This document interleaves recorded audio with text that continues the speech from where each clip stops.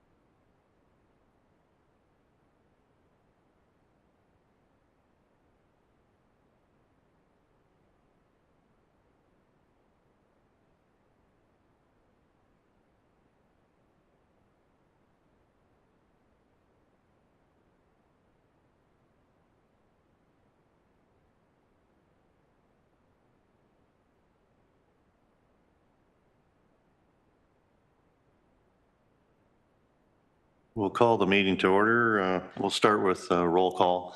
Donna? Robert? Mel? Nick? And Laverne's not here yet. Oh, and Sebastian and Nick's away, right? And myself, Dale. Are there any members of the committee that have a conflict of interest with any of the applications today? Yeah, I have one. So you just have to turn your mic. Have to turn the mic on. Oh. Yes, I have one later on with James Webb, Planning and Design.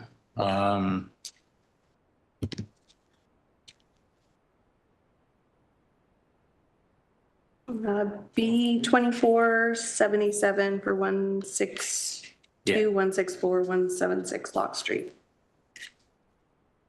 Okay.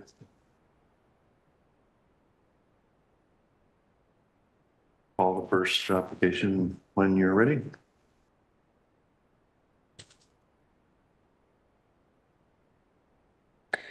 All right, we're all set for the first item. We're hearing A 24243 for 377 Parkdale Avenue North in Hamilton. Are there any, is the applicant present? No. Are there any members of the public present who wish to provide comments? Seeing none, Mr. Chair. Okay. I do not currently see the applicant or owner virtually either.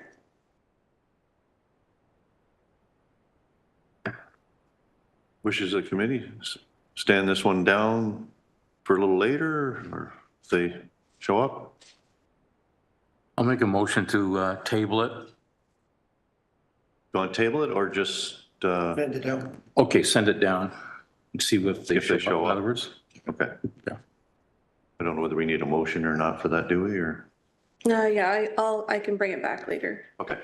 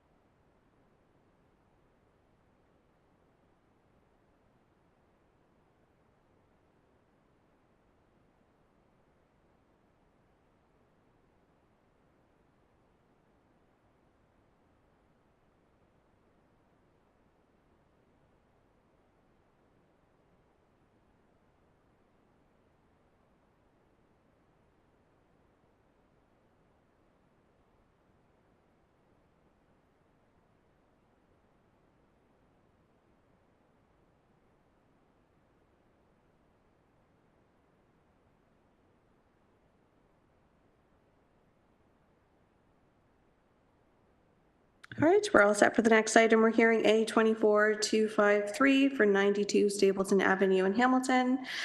Is the applicant or owner present? Please make yourself known. Seeing none, are there any interested parties who wish to provide comments for this file? Please make yourselves known. Seeing none, the applicant is not present, and I do not currently see them on the call either, Mr. Chair.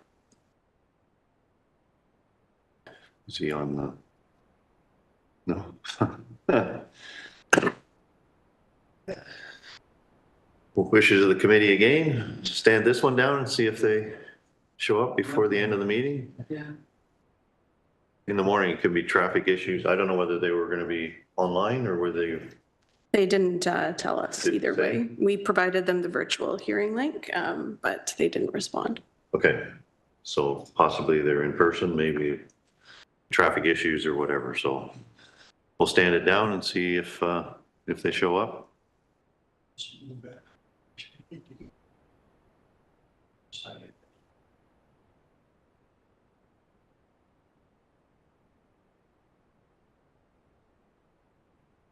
Off to a great start.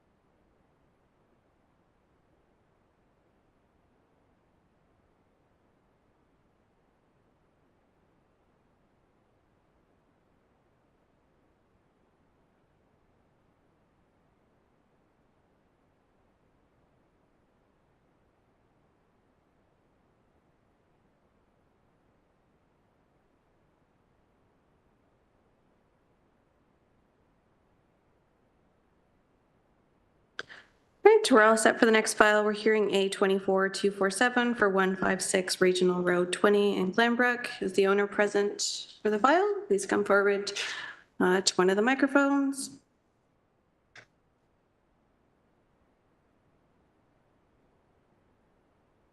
Yes, welcome to the meeting. Thank you. Did you have any questions? Did you have a chance to read the I read comments? everything over, yes, yeah, Okay. I did, yeah. So basically, as you can see from my notes and everything I put in, even with pictures, I don't know if you were able to look at everything there. The reason for this is a safety concern to my wife. I need some way to be able to get her to enter and exit our house. We bought the house in '82 and we've never had an issue. But now, because of her dementia, it's very, very difficult for stairs. And I also have to have a way of being able to put a ramp in. So what I've done and built and designed, it's easy to put just a ramp in for her. We like to stay there as long as we possibly can. And that's the only reason for this. She had a nasty fall.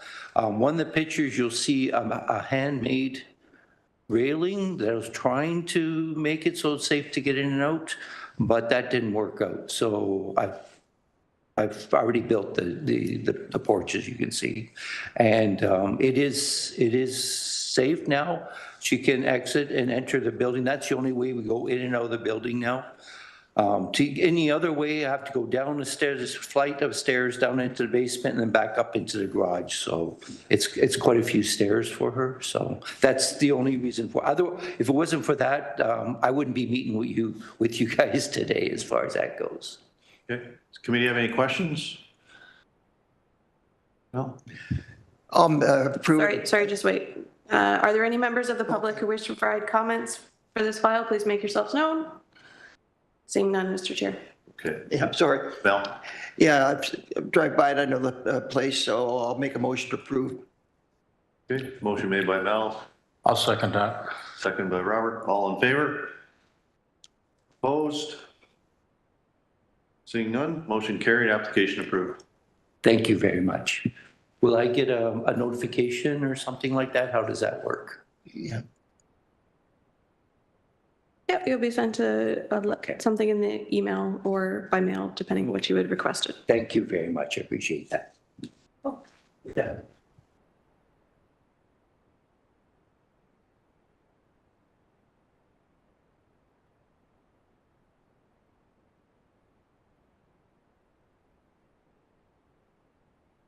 Just for in this room, when you guys are using your microphones, if you could just turn them off once you're done speaking, we get more feedback in this room than we do the other room if there's multiple mics on.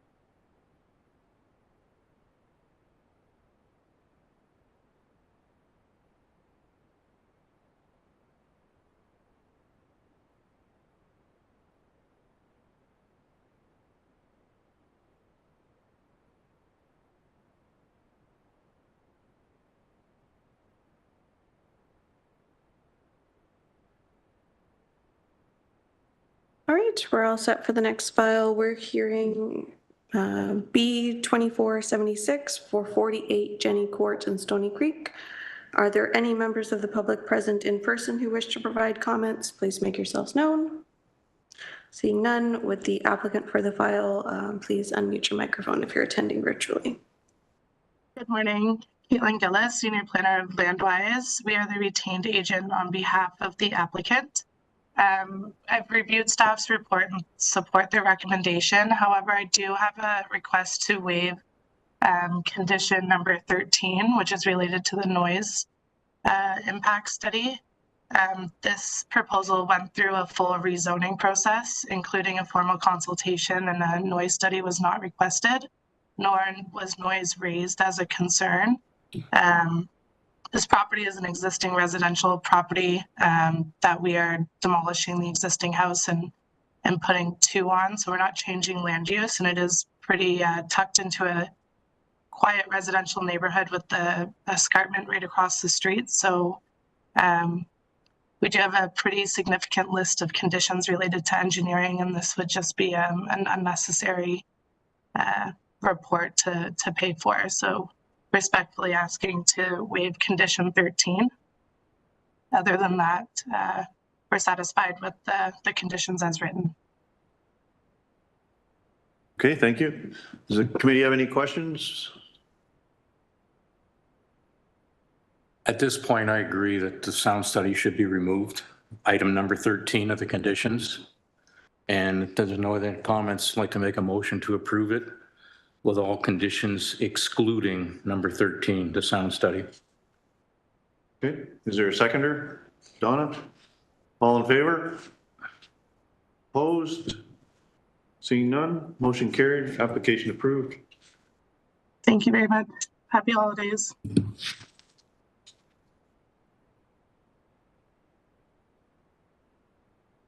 Oh boy.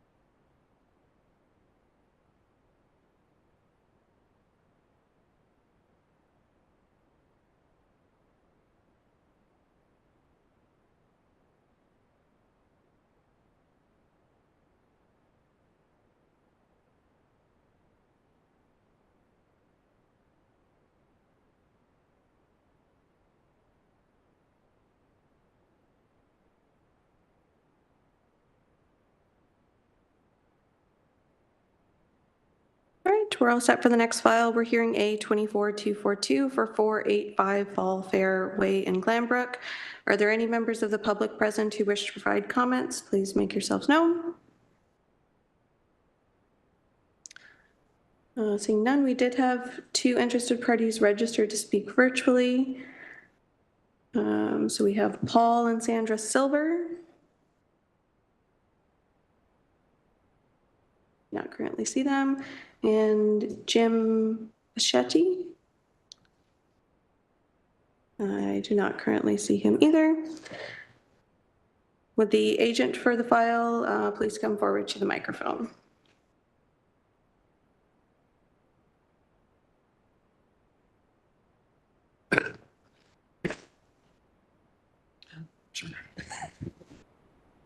Welcome to our meeting.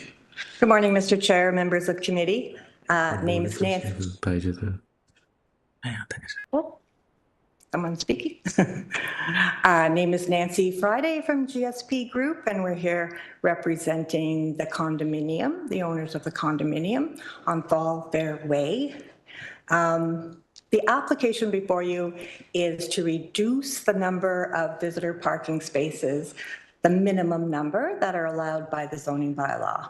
There's 174 units in the townhouse condominium development, and they currently have 87 visitor parking spaces.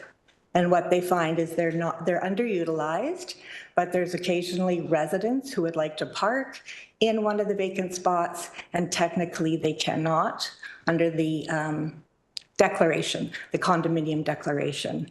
So if this development was to be built today, the visitor parking rate would be the 0.25, which is what we are applying for.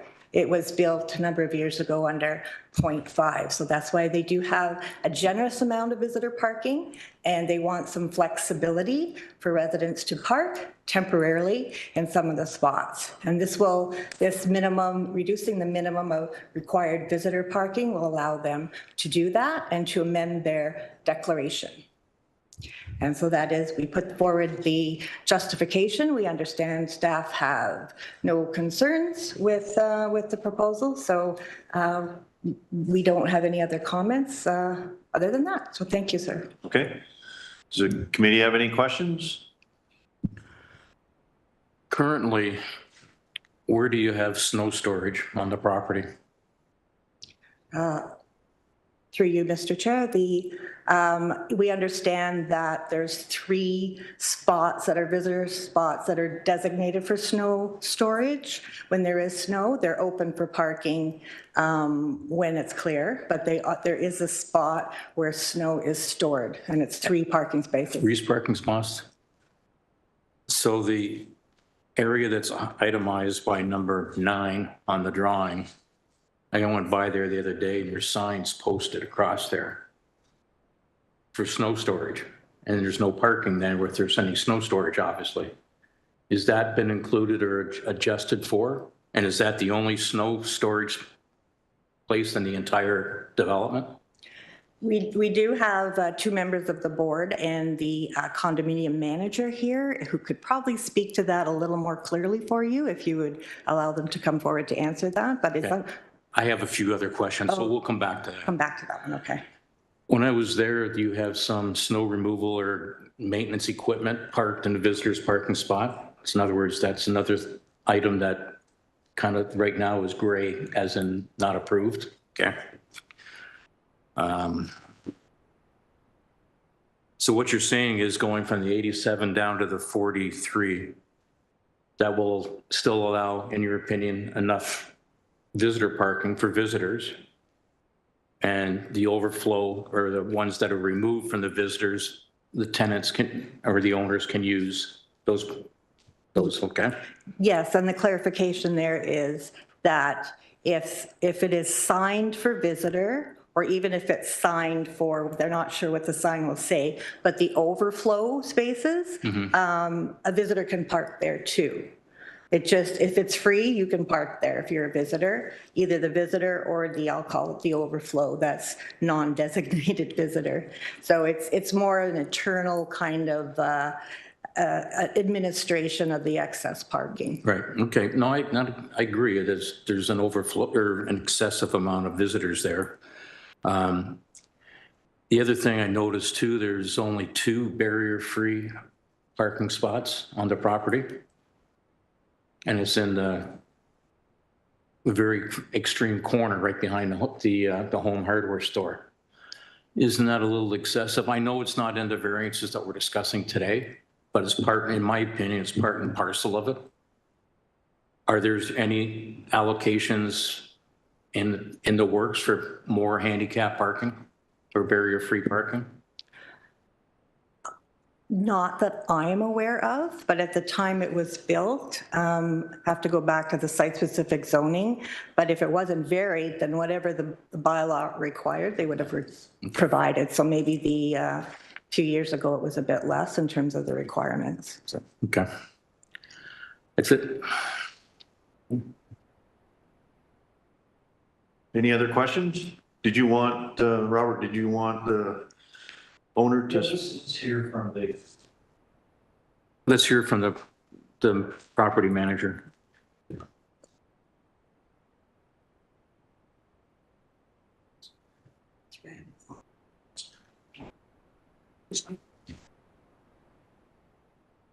Sure. Any questions?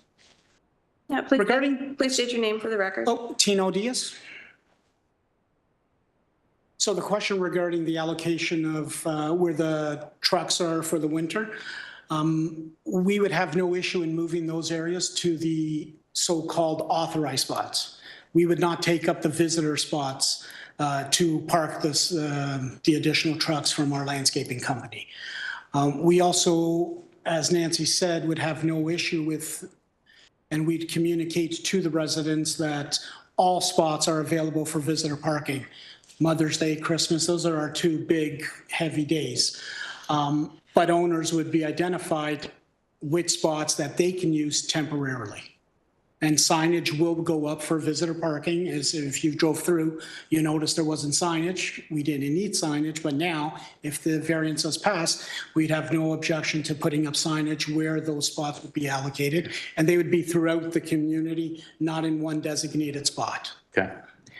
The, back to the snow storage, Yes.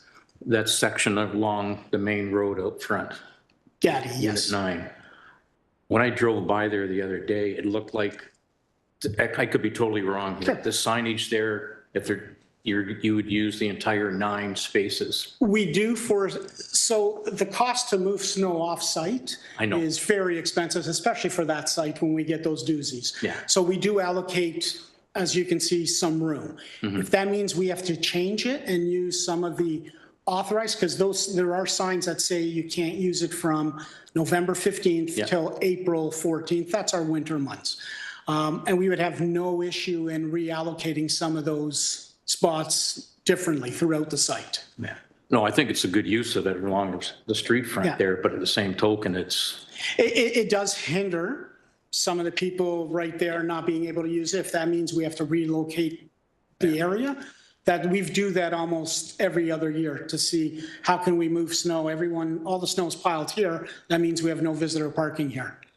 right. So we would have no issue in reallocating the spots because the signs will go up. Because I know back in section 13 where your trucks are stored right now. Yes, My wife picked up on this sloped up curb. yes. So you can push the snow Yes. over and down. Yes. Yeah, that was a good one. We have 2 spots like that throughout. So, okay. Thank you. You're welcome. Okay, is there anyone else? Any other questions?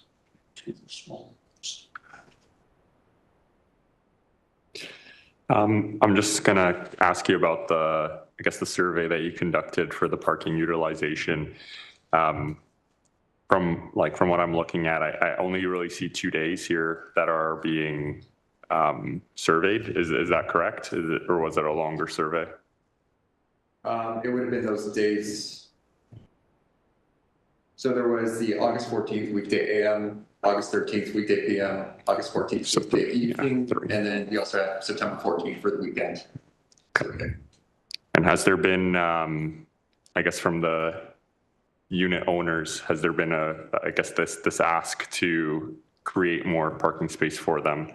I guess that's where this is coming from. It's coming from the spots not being utilized, the amount of spots we have. I drive through there weekly, and on any given day, out of the 87, there can be 80 that are open. So it's not, we do not want to and will not make it a permanent spot for an owner. We have a governing body that'll handle that stuff. This is a temporary. If you're moving in, and a lot of people, when they move to a condo, it's the first time they move to a condo. They're downsizing from a home. They need their garage for boxes and whatnot. The way it's worded now is they can't use visitor parking, even for a day, even for 5 hours. We want to be able to allow them to use it for these instances. The other thing I noticed too, on the main, going back to the one road, there was a sidewalk on one side. Yes. And I'm thinking, boy, that's not a lot of room. And then next thing I see is there was a Chevy pickup truck backed up to the garage door, and the bumper was right on the road, which means just, yeah, there's no way you can even have street parking in there. No, and our signs don't allow it. Yeah. At the entrance, we did apply to the city regarding the fire route, and we have the signs at the front advising that any owner can call bylaw at any time if someone's on the roadway parked. Given all the information we've just talked about, and I'm not going to say it's a housekeeping item, dropping the parking down from 87 to 43, but it does make sense to create more parking for any tenants, landowners to utilize it. It'll be up to the board, obviously, to try to control it. 100%. But on that point, I'd like to make a motion to approve the 2 variances as listed. Okay, motion made by Robert, seconded by Donna. All in favor? Opposed? Seeing none, motion carried, application approved. Thank you.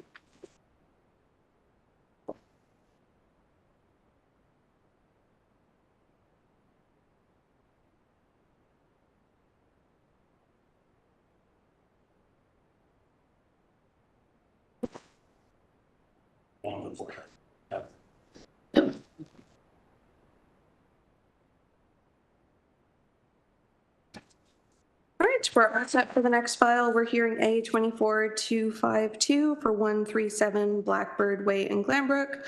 Are there any members of the public present in person who wish to provide comments? Please make yourselves known. Seeing none, would the applicant for the file please come forward to the microphone or unmute yourself if you're attending virtually?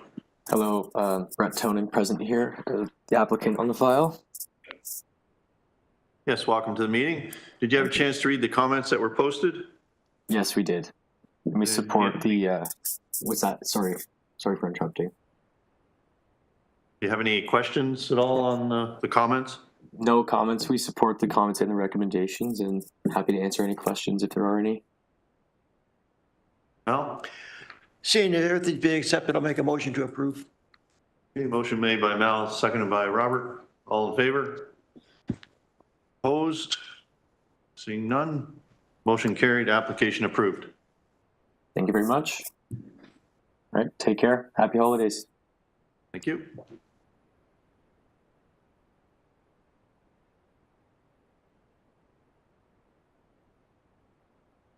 All right, we're all set for the next file. We're hearing A 24-248 for 29 Sheridan Lane in Hamilton. Are there any members of the public present in person who wish to provide comments? Please make yourselves known. Seeing none, would the agent for the file please come forward to the microphone or unmute yourself if you're attending virtually? Yes, hello, good morning, everyone. Yes, welcome to our meeting. Did you have a chance to read the comments that were posted?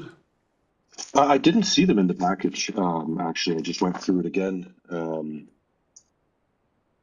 It just said the variances are written as requested by the applicant. Now, what I did notice in the application, we had originally requested a relief for 5 parking spaces, as there was also 0.33 visitor spaces per unit. So in actuality, we require 5 parking spaces. So we were requesting to maintain the existing 2 rather than going up to the 5. Yes, well, the comments from Development Planning recommended approval. Thank you. Does the committee have any questions?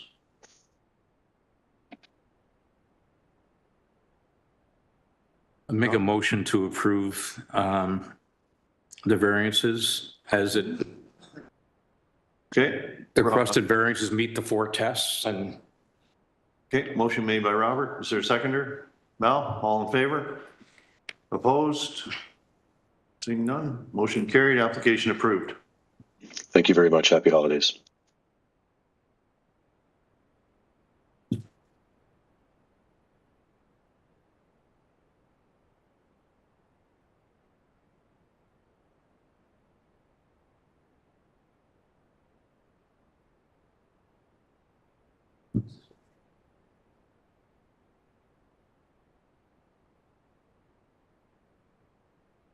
All right, we are all set for the next file. We're hearing B 2477 for 164 and 176 Lock Street South. Are there any members of the public present who wish to provide comments? Please make yourselves known. Seeing none, would the agent for the file please come forward to the microphone or unmute yourself if you're attending group.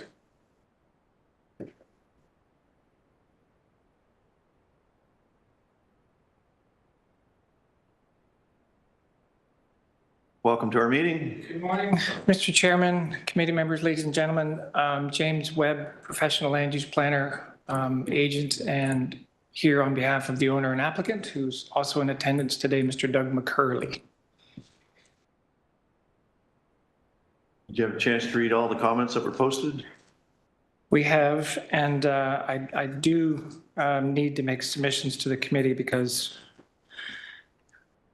this committee is remarkably efficient. The downside of being remarkably efficient is there's exceptionally limited time to respond to comments when we receive them. So we've received the comments. I haven't had a chance to resolve them in their entirety. So we will be requesting approval subject to the deletion of conditions 4, 5, 6, and 7. So if I may, I'd like to give some background on this property and then explain the specifics as to why we feel that those conditions should not be included with the severance application. So beginning by way of the history, in 2010, 2011, a severance application was facilitated that severed a piece of land to the rear of these properties and was intended to merge just with 176 Lock Street. Unfortunately, because the property also touches an additional property under the exact same ownership, as you're familiar, the registry office, periodically, they do their review, and the technicality is that you merge title. So notwithstanding the intent that the piece was just to be this L-shaped piece, in fact, we end up with a U. So we're here today essentially to recognize what was previously 2 lots of records. They did exist for a period of time until the registry office did their internal mechanical adjustments that created the problem for us. And it is a problem, and understand the issue for the owner. They're looking at doing financing on these properties, and they're now being treated as a whole instead of 2 separate properties, which creates significant financial barriers to the property owner, and he's trying to resolve that. Subsequent to that initial severance, the intent was for those lands to the rear to be added to 176 to facilitate the creation of a parking lot, which is what you see today. You access an in driveway right beside 176, the Goodness Me retail store, and you exit on the opposite side of the parking lot over by the Starbucks. It was designed, and more importantly, it was fully reviewed by the City of Hamilton through an application for site plan approval and approved for that exact configuration. A one-way in, parking to the rear, and an exit on the other side. And it also facilitated a minor building expansion to the Goodness Me store, for which a building permit was issued.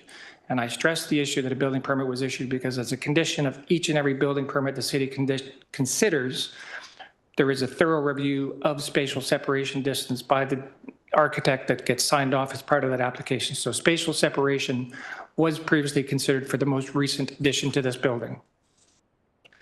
The issue of the laneway itself was also vetted and thoroughly reviewed and approved in the context of a development application to the rear. If you've seen the property, you'll see the project that was built by Dawn Victoria Homes. A mix of townhouses facing Poulette and a purpose-built townhouse or multiple dwelling that also used Blanchard Street for the purposes of access. They widened their section because they needed it. In order for it to function there, they needed two-way traffic, so they willingly conveyed additional lands to the city to provide for that. So that's the background. So we're here today requesting really to resolve a technical issue. This isn't a matter of someone working outside municipal approval requirements. We're not seeking forgiveness because all the necessary permissions were previously granted. Due to a technical issue, we're simply seeking to revert back to the original lots of record for which building permits were issued and site plan approval was granted. The specifics of the conditions that we're seeking your acceptance to remove are as follows. Condition number 4 is a condition from the zoning division that we provide evidence that the properties conform to zoning. That's already been achieved by the city through the prior development applications, including site plan approval and the issuance of building permits. Number 5, there's a request for a road widening to widen the one section of Blanchard Street, which is a laneway, not a public street, in order to increase its width. That issue was canvassed and signed off on previously. So this is coming back and trying to revisit something that was previously approved by way of a site plan application. And you can't take lands. This committee will be very familiar with the principle. You can take lands through a road widening if that street is identified in the city's official plan. This road is not in that category. So this taking would be in contravention of the official plan and the Planning Act. There's a request to grant an easement for an existing sewer. That sewer is there. It's acknowledged. We'll have follow-up discussions with development engineering, but we don't see the need to have this as a condition because the easement documents are already in place. And if you look at the plans that we submitted to this committee, you can see the underlying text that make reference to that existing easement document. And lastly, and this is one I've had on a few files that I've had recently before the committee, the building division, not zoning, but the building division is requesting that we make a submission to their department with regards to demonstrating spatial separation distances. This is a requirement of the Planning Act. The principle is you make sure that whenever two buildings are too close to each other, that you've addressed the principle of fire protection. You can have unprotected openings if you maintain certain distances. But again, this issue has been addressed by the city and it's just being added on at a pure convenience. There's no need for it because everything that's on this property was previously reviewed through planning applications and issued with building permits. So the reestablishment of a previously existing lot line, I stress that, we're not looking to change the configuration of these properties. The lot line that we're seeking to reintroduce that's going to separate 164, it'll just be its singular piece from the balance. That's the lot line that previously existed as a lot of record. So, Mr. Chairman, I apologize. I try not to come to this committee and make extensive and exhaustive submissions, but I'd like to borrow all the previous time that I may have saved for this discussion today because this, again, for the sake of the owner, and he can add comments as appropriate, you know, he's been put into this bind by the registry office. He's trying to refinance the properties. A lot of these conditions place further undue financial burdens onto those lands that we're trying to avoid. And I make the submissions only on the basis that, in my opinion, all of those issues have been covered off by the prior Planning Act approvals and building code approvals for these lands. So with that, Mr. Chairman, Doug, I'm not sure if there's something you'd like to add to that. But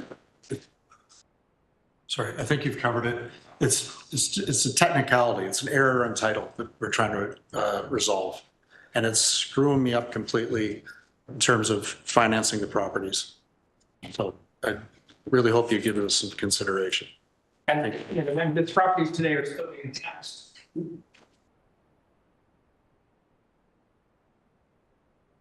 Thank you. Two separate tax bills. I mean, if that doesn't, that's the storyline. They're still being treated by the city as two separate properties, but because of the merging, we have to come to committee and seek that Planning Act consent to separate them. So with that, Mr. Chairman, we'd be pleased.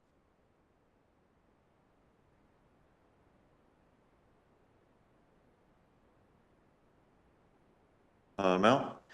Is somebody from planning here can speak on those 3 conditions?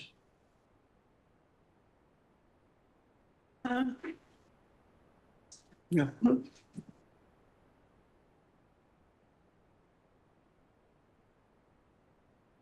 Hi, good morning. Jennifer Caterino, Area Planning Manager for the West Development Team.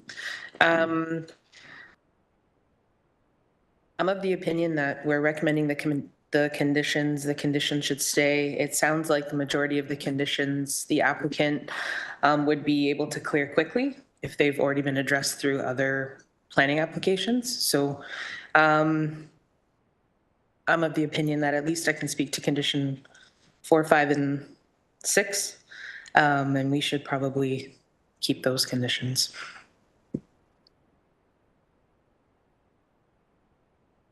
So you're recommending those 3 conditions stay in?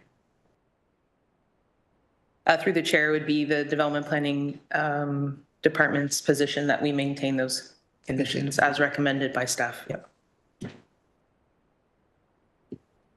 Donna?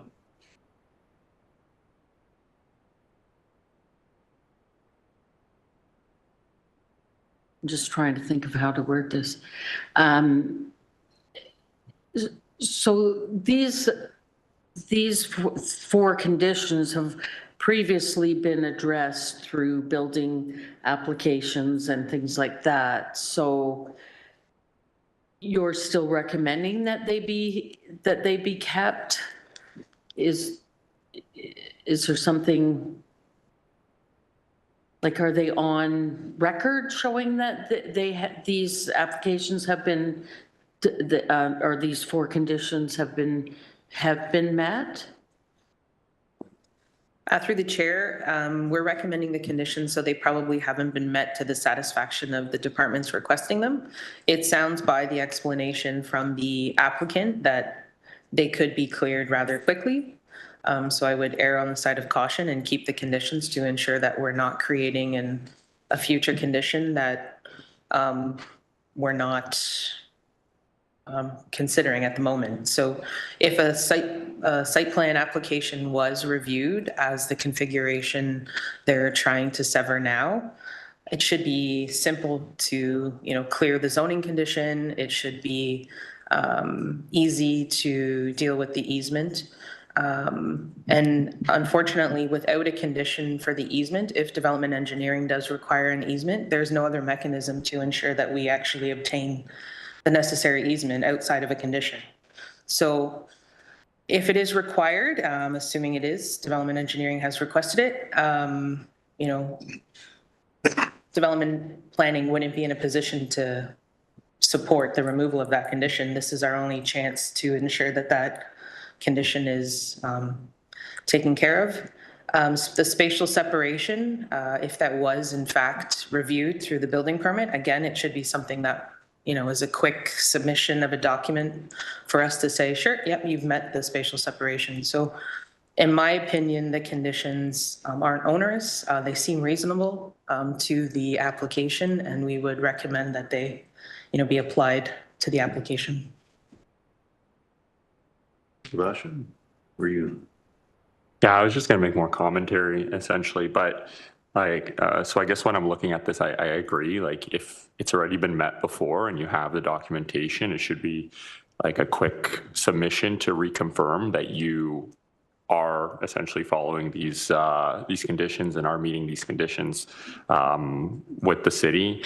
I guess my one question is around condition 5 and just creating space for a sidewalk and a laneway. There's not a lot of space there. I don't know, I feel like it might impact the business that's because there's a building right there right next to it. So I don't know what my position is on that one, and whether or not there's currently enough space there to satisfy that condition without impacting the building that's already there. Donna? Also,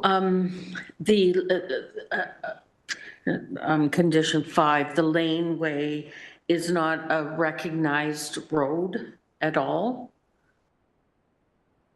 Through the chair, unless there's someone from Development Engineering online to speak to condition 5, I will leave that condition up to the committee to decide on. It is my understanding that it is a laneway. Is it an assumed or unassumed laneway? That I don't know. I'm assuming it's a city laneway. Yeah, it's tight. Like when you look at it, it's narrow. Like, so you can probably barely fit a car through there, especially with everything else. Like, I don't know how you can create the space without the buildings being impacting. Okay, but if it's an unassumed laneway, then the city doesn't have any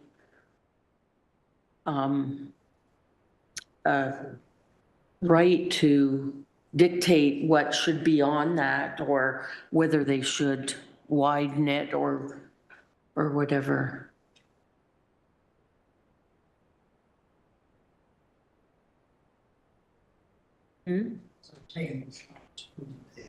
Wait.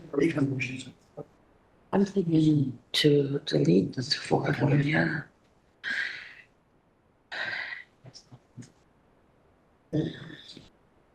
Okay. Do you have anything It's okay for me to respond. Yeah, I was just going to ask you. I was going to ask you, no. So our understanding is that it is an unassumed laneway. It's been in operation for in excess of 10 years now and functioning fine for its specific purpose. It provides controlled access to a parking at the rear of these properties because, as you know, Block Street doesn't have a lot of parking. So it's functioning well as intended, as site plan approved. But the comment was on target. There isn't the authority to take a widening because this street is not identified pursuant to what the act requires. It's not in the OP as a street that where a widening can be requested. So as a principle, condition 5 is offside. Okay, I'm going to make a motion to approve the application with the deletion of condition 4, 5, 6, and 7. I'm thinking if it's that easy to get that information, that the city should already have it on record. So I'm going to make the motion to approve it with the removal of 4, 5, 6, and 7. Okay, is there a seconder for that motion? Mel? All in favor of the motion? Opposed? One opposed? 2 in favor, 1 opposed. Yeah, motion's carried. Application approved.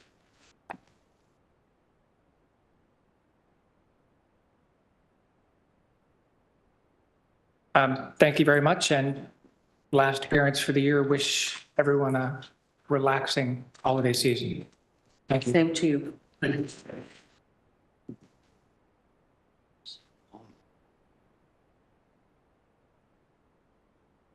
Mel, do you want to get Bob to come back? I think he's.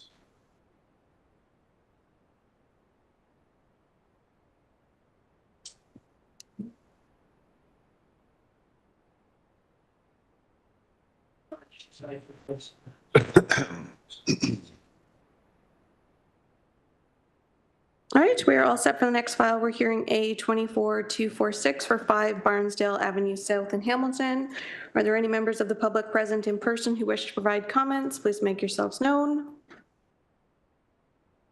Seeing none, would the agent for the file please come forward to the microphone or unmute yourself if you're attending virtually?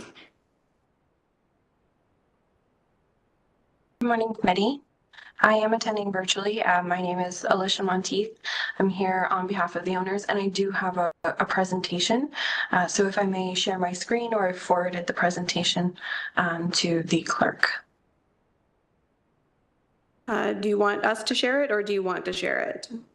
Got it, then. That's good. Thank you so much.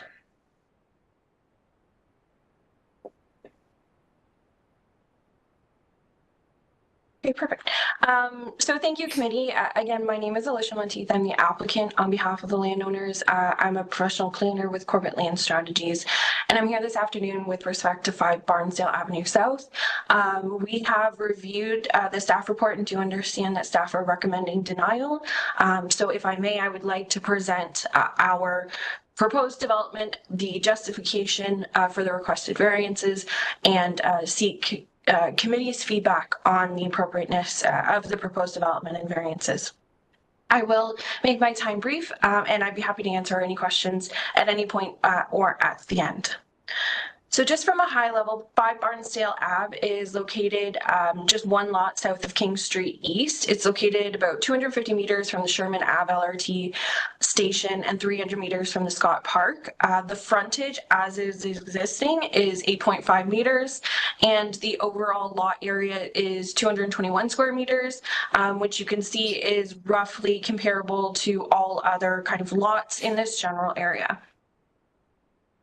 So we're proposing a 3-story back-to-back stacked townhouse building. It will be purpose-built rental. There will be 6 units. Right now, the configuration is 2 1-bedroom plus dens, 2 2-bedrooms, and 2 3-bedroom units. We are proposing 5 short-term bike parking spaces at the rear and 3 long-term bike parking spaces within an accessory building, which will also house garbage storage. The variances that we are requesting are, as I will outline below. We do acknowledge that staff has recommended 1 variance not be included due to interpretation, and we support that. So I will then go over the 5 variances that we're speaking about today. So the minimum rear yard setback required of 7.5, and we are proposing 6 meters. Interior side yard of 7.5, we are proposing 1.2 meters. The maximum balcony encroachment into a required yard is 1 meter. We are requesting 1.5 meters. Minimum rear yard setback for an accessory building is 1.2 meters, and we are proposing 0.3 meters. And for minimum parking spaces, 2 spaces is required, and we are providing 0. I'd like to go into each of those variances just to provide some specific context. However, just an overview, the site plan for the proposed development, the walkway is on the south side. There's a landscape buffer on the north side. There are entrances to 3 units from the front and entrances to 3 units from the rear. I note that staff in their staff report had indicated that the proposed built form does not comply with the official plan because entrances are required to be visible from the street. However, I would like to suggest to the committee that the wording of that policy is actually an encouragement and is a general guideline. I believe committee would be aware of several comparable developments such that the built form entrances or an entrance is not provided directly within sight line of the street, and therefore would suggest that the proposed development in general and built form does comply with the official plan. The first variance being rear yard setback. So we're looking for a 1.5 meter reduction. The proposal does exceed the minimum landscape open space requirement for the entire site. And it does maintain sufficient space for walkway, for the porches, for the entrances, as well as the bicycle parking space and the accessory building. I will touch on the accessory building in a later slide. However, the 1.5 meter reduction, in my opinion, meets the 4 tests and still provides sufficient outdoor amenity space and functionality for the property. For the interior side yard, this is one of the more significant variances that staff have spoken to in their report. And this regulation comes from subsection C, which is 7.5 meters for lots abutting a single detached dwelling, semi-detached dwelling, and street townhouse dwelling. You can see in the top right-hand corner, street view from the property, it appears like the 2 dwellings on either side would potentially meet the definition of single detached dwellings. However, upon further research, we can confirm that both 3, which is to the left, and 7, which is to the right, Barnsdale Ave South, both contain multiple dwelling units and cannot be classified as a single detached dwelling by definition, as there is more than 1 dwelling unit. The 7 Barnsdale Ave South, based on our records and research, is potentially would be considered a duplex with 2 units, and 3 Barnsdale Ave South contains multiple units, at least 1 in addition. So therefore, in my opinion, this regulation does not apply. And under the TOC3 zone, there is no additional or other regulation for interior side yard setback. So what we're proposing and what you can see from the existing conditions on the property is actually improvement of setback for the existing conditions. And we will be providing 1.2 meters at least on both sides of the property for separation to the buildings. Balcony encroachment, we are requesting a 0.5 meter increase. That would allow the 1.5 meter wide balcony to then be about 3 square meters in area. I would like to note that there are existing buildings in Barnsdale South, and their front yard setback to their porches range from 1 meters to 3 meters. So when we're talking about the 1.5 meters versus 2 meter front yard setback to the balconies, it is a relatively common architectural design. Mind you, it's from a different era. However, there is kind of an established streetscape with overlook of units. And accessory building setback. So it is a 0.8 meter increase, but I'd like to note that there is an existing accessory building in that location, and it's actually located almost on the lot line, if not really at the lot line. So what we're looking to do is replace that in a building that's more functional to allow for long-term bike storage and garbage storage.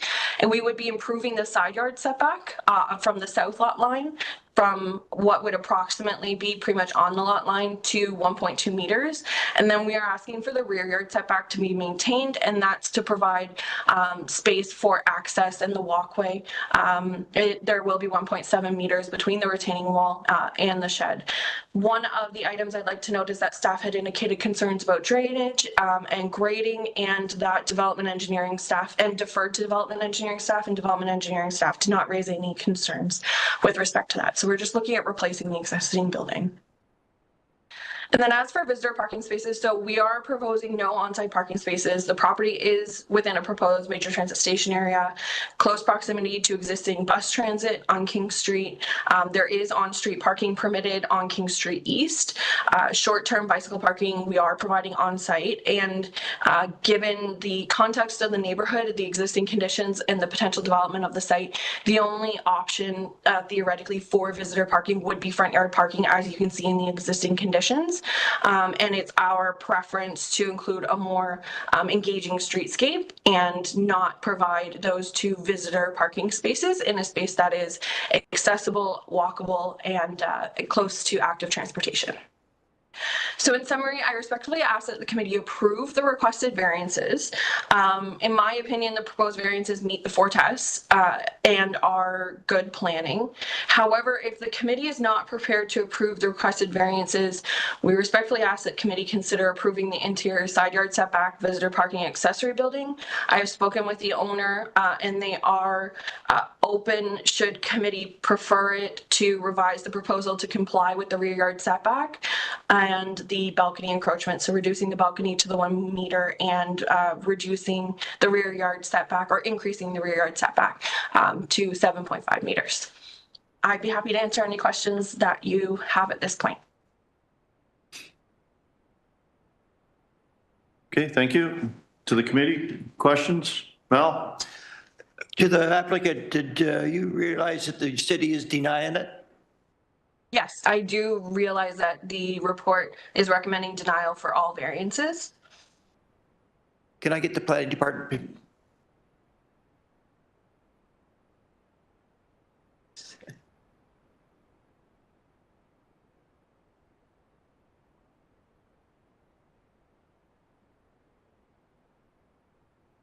Sorry, did you have a question for them? Just the response that she contradicted everything that you've got down here, so you can reply onto those applications. Conditions. Sure. So through the chair, our comments are pretty comprehensive in the package that you received. It's planning staff's opinion that the proposed development in the built form does not conform or comply with the official plan or the intent of the TOC3 zone. When you look at each of the variances independently, we don't agree with them. When you look at them cumulatively for the proposed development that's being proposed on this site, we think that it's an overbuild of the property. We think that this proposed development will hinder any future development within the TOC 3 zone here. So I think the intent with the setbacks that are included in the TOC 3 zone is that they do provide a bit of a transition to the lower density residential uses surrounding them. It is our intent, that there will be some lot assembly here so that we can get some medium density developments along transit corridors. This particular development will hinder that along Barnesdale. So it's our opinion that, this proposed development and the required variances don't meet the future planned intent of the area. We mentioned the item about the front doors. We think that the balconies and the windows will definitely propose, privacy and overlook concerns with the neighbors, regardless if it's just a single detached dwelling, if it's a duplex, or if it's, multiple dwellings. So for a number of reasons, we definitely don't think that the proposed variances comply with the OP, meet the intent of the zoning bylaw, is not desirable for the proposed development, and we definitely do not think that the minor variances are minor in nature. To the applicant, there's quite a difference in here what the city and what you propose. And if we tabled this, do you think you could get something worked out rather than deny it? Our preference would be to continue discussions with staff as opposed to an outright denial. I think that there's some fundamental items that we need to discuss further, and we are open to doing that. In that case, I'll make a motion to table this application. Okay, motion made by Mal, is there a seconder? Donna, all in favor of table? Opposed? Seeing? Were you opposed to the motion for tabling? No? Okay. Okay. Motion carried, application tabled. Thank you. So, Mr. Chair, we did have a break scheduled. We are running a little bit behind, and we also had the one of the applicants from earlier, one of the table deferred files is present as well. Do we wish to have a 5-minute break? Do we wish to proceed? Do we wish, what are the wishes of the 5-minute break. 5-minute break? Okay, we will reconvene at 10:27 then.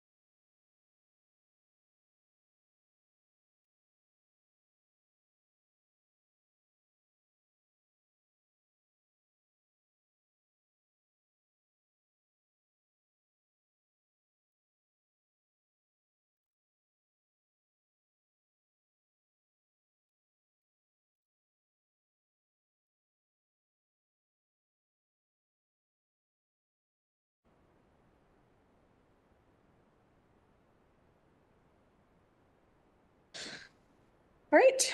I think everybody's back. Yes, perfect.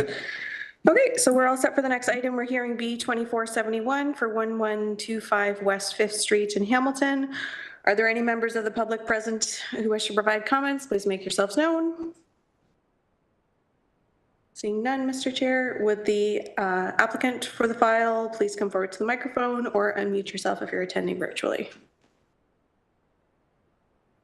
One of these buttons here, right? Oh, yeah. You got it? It's working? Okay, perfect. Okay. Good morning, committee members. My name is Liam Murphy. I'm a registered professional planner and a senior planner with Bousfields. We're here on behalf of the owner of 1125 West 5th Street, just to chat a little bit about the severance applications that are before you today. We've reviewed the staff report and the conditions and have prepared a brief presentation that we'd like to share with the committee this morning. Are you wishing to table? I think we'd like to talk through the presentation and then see what the committee's thoughts are on the proposed applications. Okay. And then just in terms of sharing the presentation, if you could, that would be great. Yes, thank you.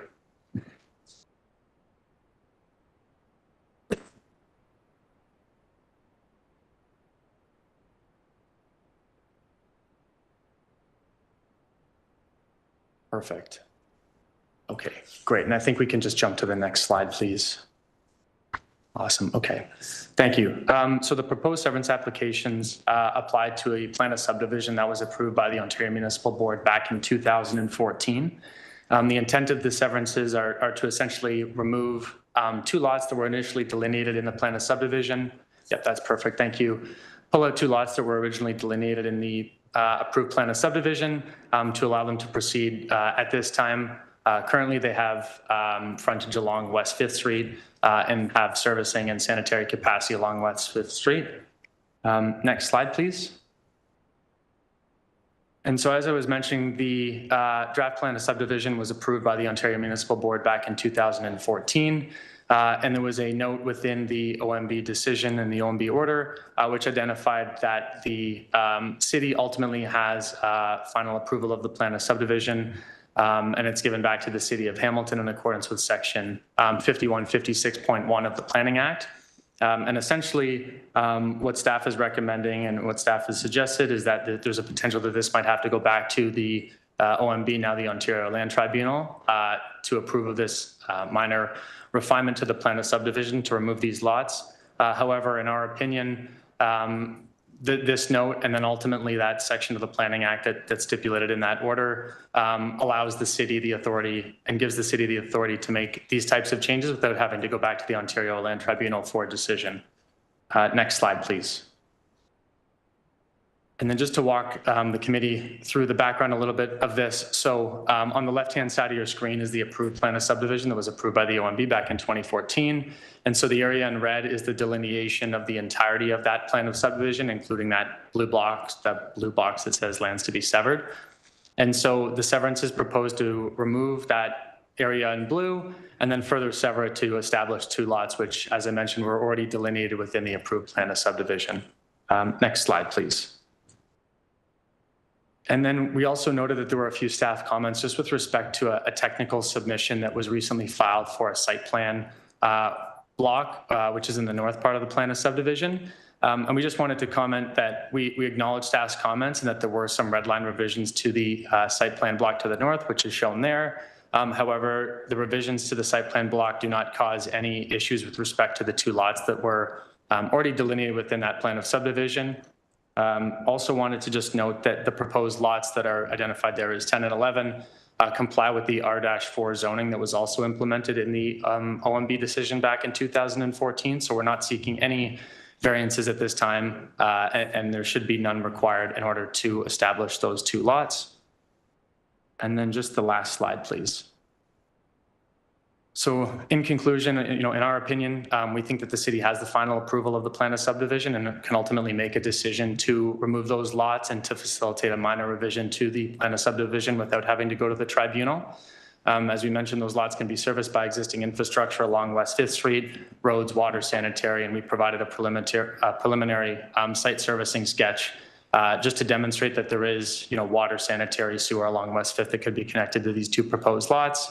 As I mentioned, the lots comply with the in-force R4 zoning for the site, so no variances or anything like that.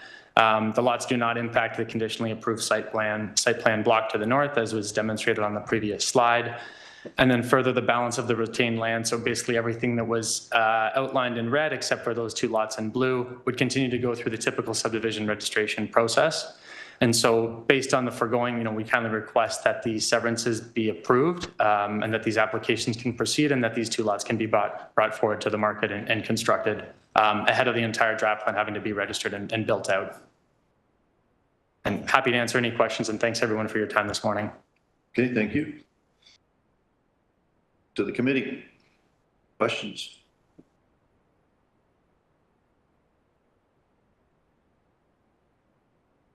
Robert.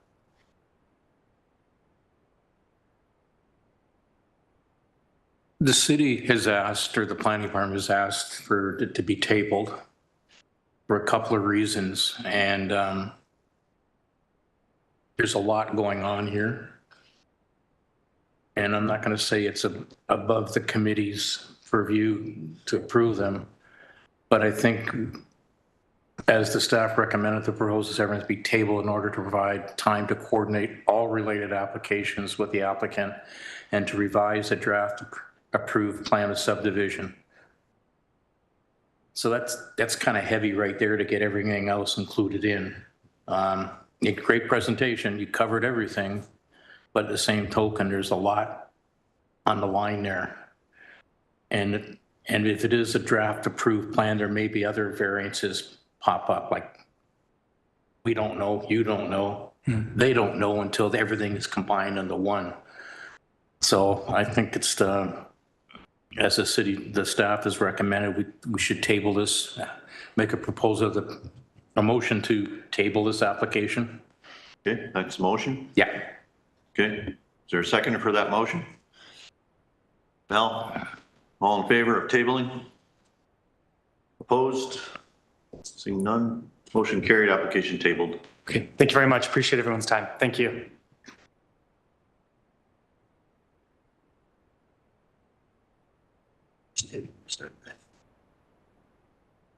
Well, you have to go through it. Give him credit, you have to go.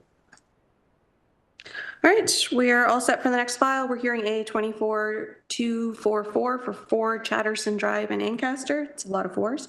Are there any members of the public present in person who wish to provide comments? Please make yourselves known. Seeing none, would the agent for the file please come forward to the microphone or unmute yourself if you're attending virtually? Good morning, committee. My name is Richard Mann. I'm the architect and agent for the owners at 4 Chatterson Drive. We've reviewed the staff comments and are comfortable with proceeding with the single variance for lot coverage. We believe the application meets the 4 tests of the Planning Act and is worthy of your consideration. Okay, thank you. I'll be happy to answer any questions. Committee, any questions? Motion? If there aren't any questions, Donna? Make a motion to approve the application. Okay, is there a seconder? Robert, all in favor? Opposed? Seeing none, motion carried, application approved. Thank you very much. Have a great day. All right, we're all set for the next file. We're hearing A24-251 for 2097 Jerseyville Road in Ancaster. Are there any members of the public present in person who wish to provide comments? Please make yourselves known. Seeing none, would the agent for the file please come forward to the microphone or unmute yourself if you're attending virtually? Hi, good morning. My name is Thomas Lucas, and I'm here representing the owner for 2097 Jerseyville Road, Lancaster.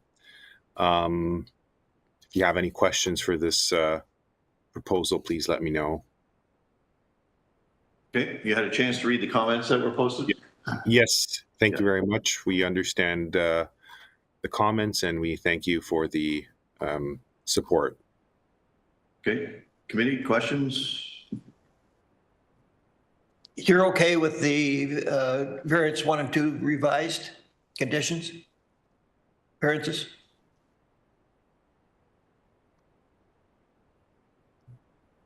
Pardon me, I'm not sure if I caught you there. Were the conditions changed?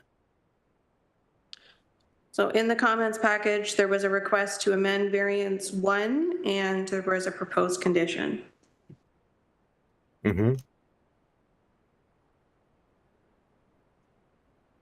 Would you be able to guide me to the package that I saw? The support was obvious, and I don't recall any conditions, but that just may be my misreading.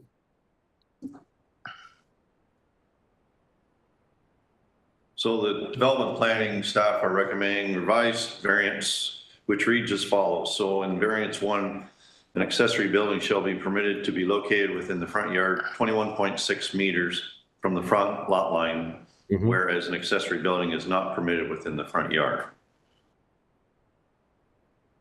That was That's absolutely acceptable. Okay.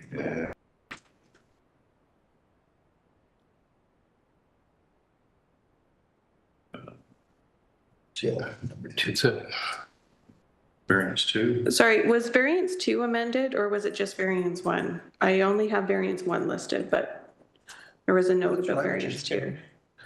This is, sorry, that's a question for staff. I'm not sure who the staff review person was for this file.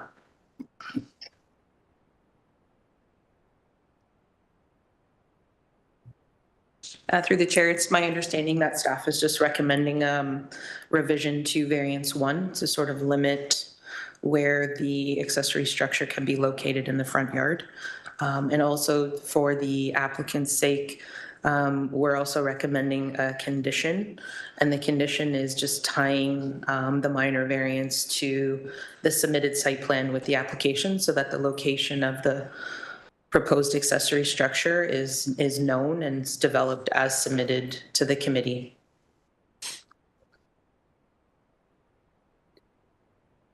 And I can confirm that we have no intentions of changing the location. If this minor variance is approved, it would be going with this proposal for site plan. Okay, thank you. Committee? Okay, go ahead. Robert? Make a motion to approve the revised variance 1 and include obviously variance 2 and include the one condition that's listed in the staff report. Okay. Seconder, Mel, all in favor? Opposed? Seeing none, motion carried, application approved with revision. Thank you very much for your support.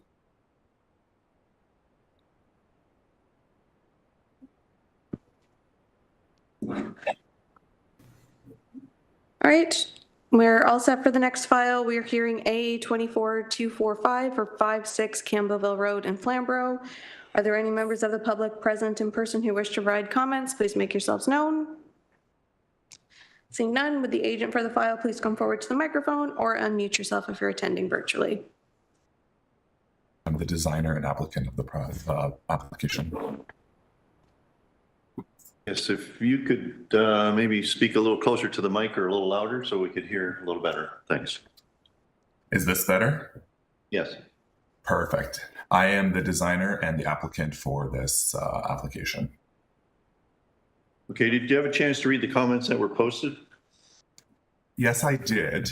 And the variances requested were a little bit different on the notice that was written down. It's saying that we're requesting a gross floor area of 604 square meters, where we're actually requesting 530 meters squared of area, and a building height of 9.25 meters versus the 9.3 meters, which is the same height that was previously accepted on the last minor variance for this project. But other than that, the comments and everything else was fine. Well, I'm wondering if planning has made their comments based on the 600 square feet. I'm wondering if maybe it should be tabled or whatever to allow planning to maybe revisit it and look at it at the different square footage? The 604 square meters is fine because it's more than what we are wanting, but we're only going to be building to 530. And we are building to 9.25 meter height. So it's just less than what is what's up there, but there's no like concern because we're not going to be building up to that size on this project. Mel? You're changing the heights and of everything, the size of everything. I think we should table this till you get set with the planning department, get everything straightened out so we know what we're dealing with, because you're telling us one thing and we're seeing another thing. So let's get it straightened out so we know exactly what we're dealing with and you know what the planning or what you're dealing with. Okay, that's fine with me. In that case, I'll move the table. Okay, motion for table, seconded by Robert. All in favor? Opposed? Seeing none, motion carried, application table. Perfect, thank you. All right, we're all set for the next file. We're hearing A24-249 for 37 Duncan Avenue in Flamborough. Are there any members of the public present in person who wish to provide comments? Please make yourselves known. Seeing none, would the agent for the file please come forward to the microphone or unmute yourself if you're attending virtually. Hello, I'm Stephanie Allen here. I am the agent for this project. Yes, welcome to our meeting. Did you have a chance to read the comments that were posted? Yes, I did. No concerns or anything there. I can just answer any questions if you have any. Okay, does the committee have any questions? Robert? Make a motion to approve. As the staff have noted in their comments, the variance meet the 4 tests of the minor variance. Okay, is there a seconder for the motion? Donna, all in favor? Opposed? Seeing none, motion carried, application approved. Thank you very much. All right, we're all set for the next file. We're hearing A24-240 for 302 Skinner Road in Flamborough. Are there any members of the public present who wish to provide comments? Please make yourselves known. Seeing none, would the agent for the file please come forward to the microphone or unmute yourself if you're attending virtually. Yeah, good morning. This is Arshad Siddiqui from C Architecture, architect and agent for the owners at 302 Skinner Road. We have gone through the comments from staff and development planning, and they are favorable. We accept the proposed condition of keeping the secondary unit entirely within the existing dwelling. We also note that the zoning team provided an additional variance to for the setback of the. Sorry, my mistake. That is the only variance. I'm available to answer any question. Okay, thank you. Committee, any questions? Motion? Robert? I'll make the variance is consistent with the recently approved parking regulations and I'll make a motion to approve with the conditions as listed. Okay, is there a seconder? Donna, all in favor? Opposed? Seeing none, motion carried, application approved. Thank you.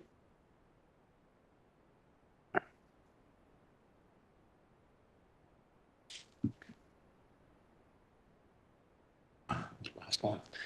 All right, we're all set for the next file. We're hearing A24-239 for 54 Granite Ridge Trail in Flamborough. Are there any members of the public present in person who wish to provide comments? Please make yourselves known. Seeing none, would the agent for the or the owner for the file please come forward to the microphone or unmute yourself if you're attending virtually. Yeah, good morning again. This is Arshad Siddiqui from C Architecture, architect and agent for the owners at 54 Granite Ridge Trail.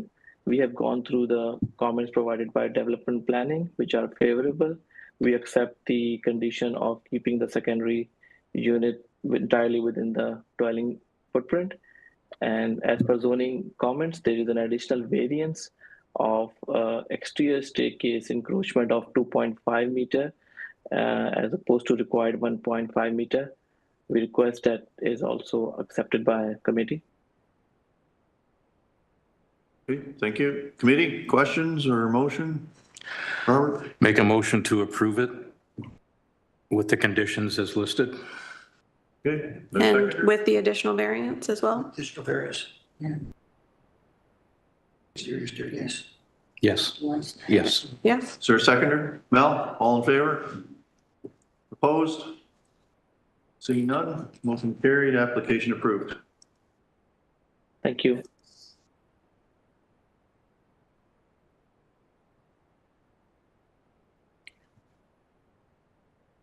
We have one, Oh, you've got both one of them. back, isn't it? Oh, yeah. All right, so we're going to go back and see if the people for the files at the beginning who weren't here are present now. So we're hearing A24243 for 377 Parkdale Avenue North in Hamilton. Is the applicant or owner Hello? available? Yes. Hello? Yes. Can you please? To our meeting? Yes. Please Can you provide hear your me? name. Yes, we can Hello? hear you. Please provide your name. My name is Alka Chandra. Okay, did you have a chance to read the comments that were posted? Yes. And do you have any questions? No. Okay, does the committee have any questions? Are you okay with all the conditions? Actually, the property, we just bought it as it is, and I'm just not very technical person, so I'm okay. I have a question. The drawings that were submitted with the application do not reflect what's there now. So are you planning on removing the existing carport to put the new carport in as per the drawings?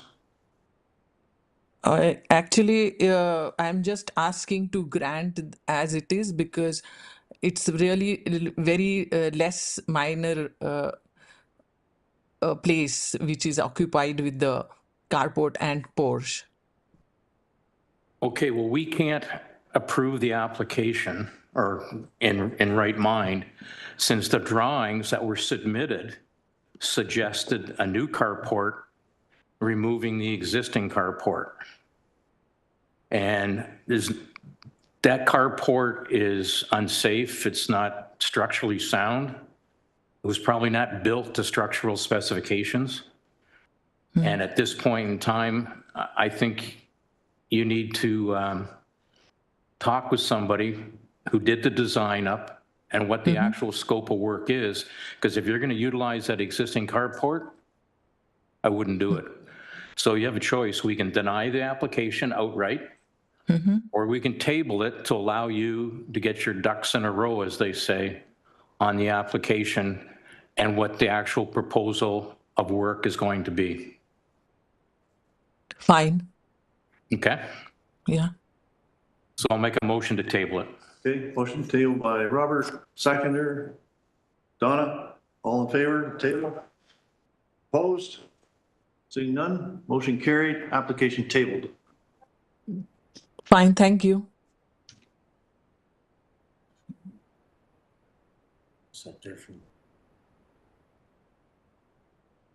All right, and we will hear A24253 for 92 Stapleton Avenue in Hamilton. Is the agent for the file present? Please make yourself known. Yes, I'm here. My name is Richie Kana. Yes, welcome to our meeting. Did you have a chance to read the comments that were posted? Yes, I did. And do you have any questions? I don't have any questions. I think there was one that one was removed off the hearing, I believe. One of the variances. I don't know if it was a refusal or if it was just something that didn't require at this point. Variance number 2 is no longer required. Fine, perfect. I think all the other were in favor. Yeah, just one other variance. Yes. Yes, one other one. Mr. Chair, staff would like to request that the payment for the minor variance application be received. It has not currently been received, or it was rejected. I apologize. That's correct. I just got verification of that last night. So we would like to request an additional condition if the variance is approved. No problem.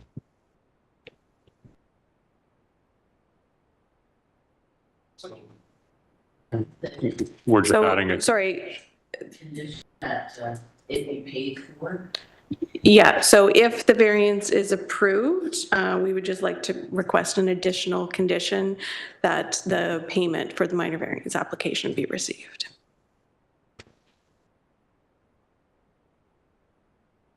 I'll make a motion to approve the application with the new condition added to it for payment. And with the other condition as well, and as amended per zoning? Yes. Is there a seconder for that motion? Robert, all in favor? Opposed? Being none, motion carried, application approved. Thank you, Committee Member. That's it. Motion for adjournment. Seconded by Mal. All in favor, of course. Yes, okay. Merry Christmas to everyone. Yes. Wonderful. Thank you, everyone. I think it was stand together.